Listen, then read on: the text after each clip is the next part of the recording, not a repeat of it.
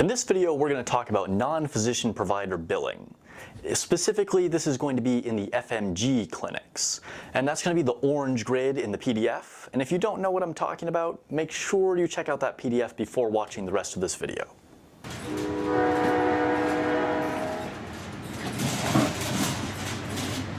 So really quickly, if you're a nurse practitioner or PA that works exclusively in one of the hospital settings, you're going to want to make sure you watch the shared services video.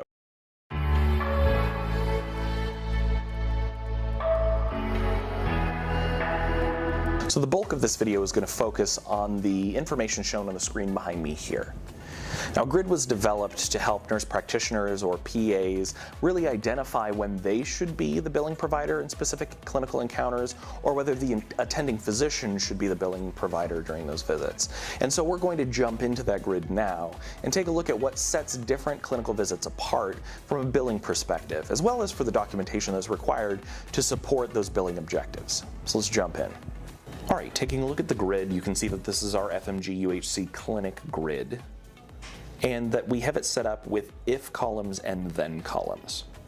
This allows us to see that if specific criteria are met, then we can have specific billing related expectations for this visit.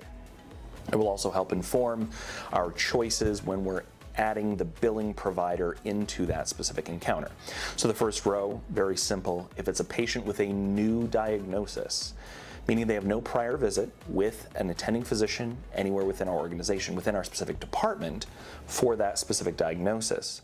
If there's no shared or split verbiage within the note, if there's no separate note from an attending provider, then the billing provider needs to be the PA or NP in that clinic. Now, if this is an office visit, which is a follow-up to a visit performed with an in-house attending provider, and if this visit with us as the nurse practitioner or the PA is a part of an established plan of care that was set up during that initial visit, then we can use the attending provider as the billing provider for this visit, and we can expect to get full reimbursement for the visit.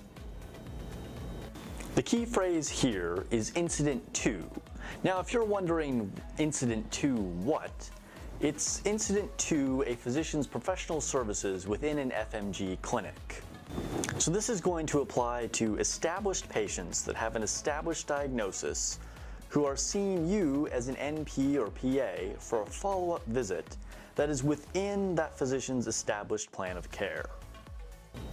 Now, in the cases where you would have a patient being seen for a new diagnosis by a nurse practitioner or a PA, and the attending physician in that clinic sees that patient and generates their own note as well, well, then the attending provider is the billing provider. All of these services must be within your scope of practice as an NP or PA. This might sound obvious, but it needs to be said. This would be like your clinic asking you to go over to the hospital construction site and operate the big cranes. You might be able to do it, but it's not what you were hired for, and it's probably not even legal. The other thing you need to know is that to bill Incident 2, the supervising physician needs to be within the office suite. Or think about it like within shouting distance. Like this. Hey, Brett! What? Not like this. Hey, Brett. So this was all the basics of billing Incident 2. If you also work in the hospital, be sure to check out the other video as well.